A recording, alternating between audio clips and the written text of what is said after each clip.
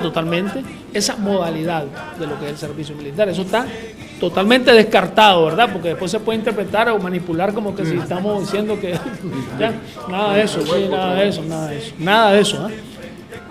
Porque como te decía, precisamente hay múltiples formas a través de las cuales el pueblo puede hacer uso de las armas, pero dentro del orden institucional legal establecido, ¿entendés?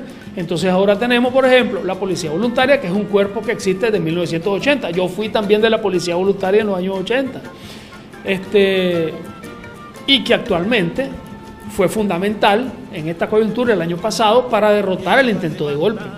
¿Ves? Son expresiones organizadas del pueblo, armado, pero en el marco del orden institucional del país. No es rompiendo con la institucionalidad del país, porque el paramilitarismo es algo al margen de la institucionalidad de un país. ¿Ves? Es gente que hace el trabajo sucio que los gobiernos no quieren asumir. ¿Me entendés? Se quieren lavar las manos los gobiernos sobre una serie de crímenes que hacen, que cometen, y entonces organizan esas fuerzas paramilitares al margen de la ley. Aquí no hay eso. Las únicas fuerzas aquí, al margen de la ley, que se armaron fueron las fuerzas de los golpistas, no fueron las nuestras. Las nuestras estaban armadas en el marco del orden institucional del país, subordinadas a la Policía Nacional y cuyas acciones siempre fueron asumidas por el gobierno responsablemente. ¿Me entendés? Es muy diferente. El paramilitarismo es de que, bueno, el caso típico Colombia. ¿verdad? Claro, es Colombia. En Colombia matan todos los días, o casi todos los días, matan a líderes sindicales, matan a guerrilleros. Se dio el famoso caso de los falsos positivos que mataban campesinos, dirigentes sindicales o que luchaban por reivindicaciones sociales y los presentaban como guerrilleros muertos en combate. ¿Entendés? Fueron los famosos falsos positivos. Entonces, ¿quién hace eso? Las fuerzas paramilitares. Las fuerzas paramilitares. El gobierno no se hace cargo de eso. Dice, yo no tengo nada que ver con eso. Pero son crímenes que favorecen a los intereses de ese gobierno y de esa oligarquía que gobierna, que tiene añales de gobernar en Colombia. ¿Ves? Entonces, son gente que comete crímenes y el gobierno no se hace responsable de esos crímenes. ¿Me entendés? No son fuerzas cuyas acciones el gobierno asuma.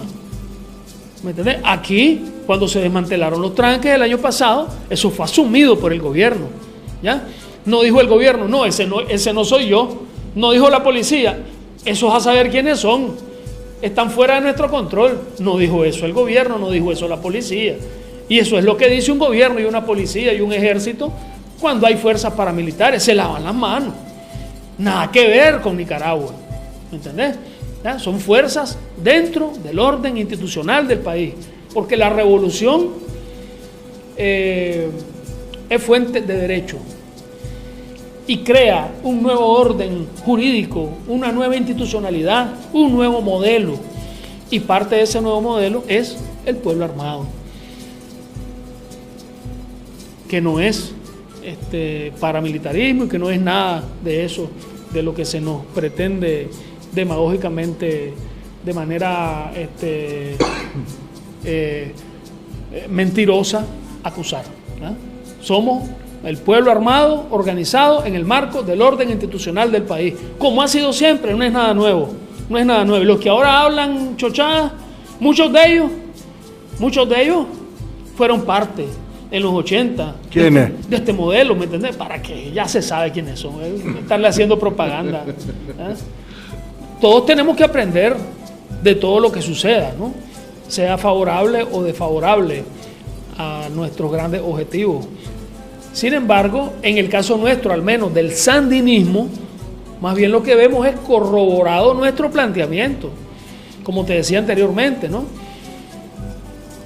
Lo del pueblo armado. Es decir, lo que vemos es que se confirma lo que nosotros hemos venido siempre planteando, pues, ¿me entendés? Y es algo de lo que también Evo ha estado siempre claro, ¿me entendés? Pues como te digo, Él no es que no esté claro de las cosas, lo que pasa es que la situación es distinta, ¿me entendés? Entonces, hay una cosa así importante que señalar con esta experiencia de Bolivia, y es la siguiente. Y es parte de lo que te estoy diciendo ahorita, precisamente, de que se confirman nuestros planteamientos. Y es que si algo puede constituir, digamos, un desafío para nuestros hermanos bolivianos, es la necesidad de dar pasos fundamentales en cuanto a la articulación política de una vanguardia revolucionaria. Una vanguardia revolucionaria que es indispensable en todo proceso de cambio social, en todo proceso de transformaciones sociales. En Bolivia hay una gran experiencia en este sentido. Es un movimiento social y político a la vez, pero que para constituirse pues como una vanguardia revolucionaria se requiere un poco más, digamos, de tiempo y tal vez de empeño en lograr ese objetivo, ¿me entendés? Pero con esta circunstancia más bien yo creo que se va a dar un proceso favorable, es decir, estas circunstancias en las que se plantea actualmente la lucha en Bolivia presentan características que más bien empujan hacia eso, ¿ya? Llevan hacia la articulación de esa vanguardia revolucionaria, que es el otro factor fundamental, además del factor de las armas, pues, ¿me entendés? Es el pueblo armado con su vanguardia revolucionaria al frente. Por eso yo todo eso lo puse en el tweet que tal como yo quería, pues le cayó como ácido a los puchos de M.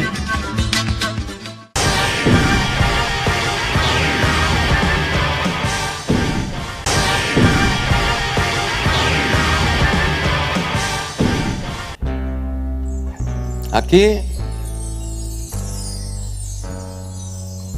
tenemos claro cuál es nuestro camino. Nuestro camino es la paz. Nuestro camino es la estabilidad, la seguridad.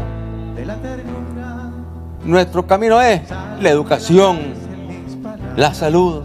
En medio de estas complejidades que nos dejaron los terroristas, y le decimos a Carlos, que representa, simboliza a todos nuestros héroes, todos nuestros mártires, le decimos a Carlos, Carlos, aquí está tu pueblo, aquí está tu juventud, aquí están tus mujeres, aquí está tu gobierno, Carlos.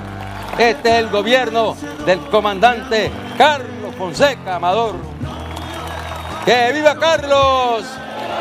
¡Sandino vive! ¡Patria libre! ¡Viva Sandino! Lo que está haciendo el Frente Sandinista del gobierno es poner en práctica el programa histórico del Frente Sandinista, hecho por Carlos Fonseca y otros compañeros, pero inspirado, pues, digamos, en las ideas revolucionarias que Carlos Fonseca promovió y logró inculcar en el Frente Sandinista como vanguardia revolucionaria, que fue forjada precisamente por la estrategia política definida, pues, por Carlos Fonseca. ¿Cómo ves a los opositores en este tiempo? Hay alguna gente que pues se está reclamando siempre de que no los dejan ir a hacer marcha. ¿Cómo ves mientras se están gestionando las sanciones? O sea, hay un cuadro a donde ellos se mueven de afuera. Ellos se quejan de que no pueden hacer marcha, pero ¿qué culpa tenemos nosotros que no tengan gente? No pueden hacer marcha porque no tienen gente. El año pasado no hicieron marcha, pidieron permiso para hacer esas marchas. Pudieron hacer esa marcha, ¿por qué? Porque manipularon a la gente.